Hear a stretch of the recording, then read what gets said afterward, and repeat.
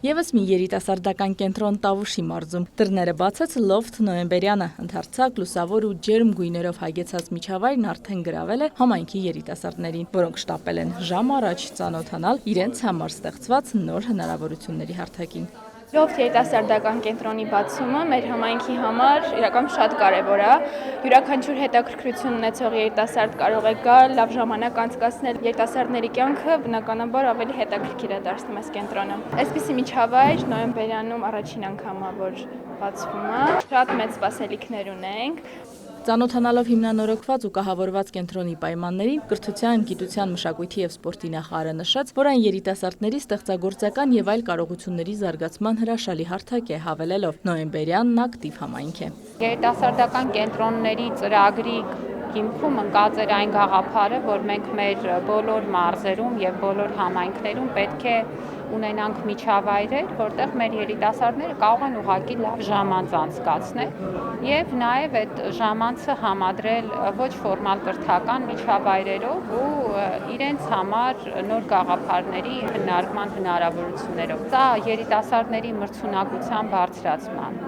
տարածքային համաչափ զարգացման,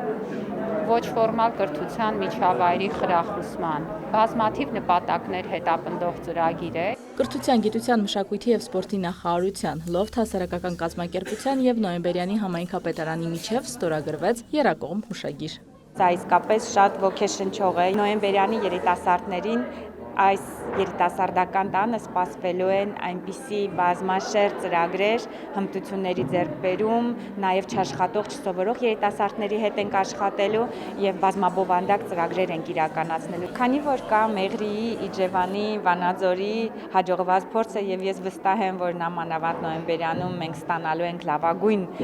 երիտասարդական կենտրոններից մեկը։ Նոյեմբերյանի համայնքապետարանը եւս ոգևորված է այս գործակցությամբ, քանի որ համայնքի երիտասարդների շատ նախաձեռնությունների ու ծրագրերի աջակիցն է եղել։ Նոր հարթակն էլ նոր դուռ է բացում։ Եռակողմ հուշագրով մենք նախարարություն եւ Լոֆթ կենտրոն կարողացանք ստանալ այս հետաքրքիր կառույցը, որտեղ դեռ կծնվեն հետաքրքիր գաղափարներ, ստեղծարար մտքեր ու այս հետաքրքիր համագործակցության արդյունքում համայնքը կգնա դեպի կայուն զարգացում։ Կողմերը վստահ են, որ կենտրոնը կդառնա պատանիների եւ երիտասարդների սիրելի վայրը, որտեղ կանցկացնեն իրենց ազատ ժամանակը։ Իրինա Մկրտչյան, Գայանե Թամամյան, Վահե Թամամյան, լուրեր։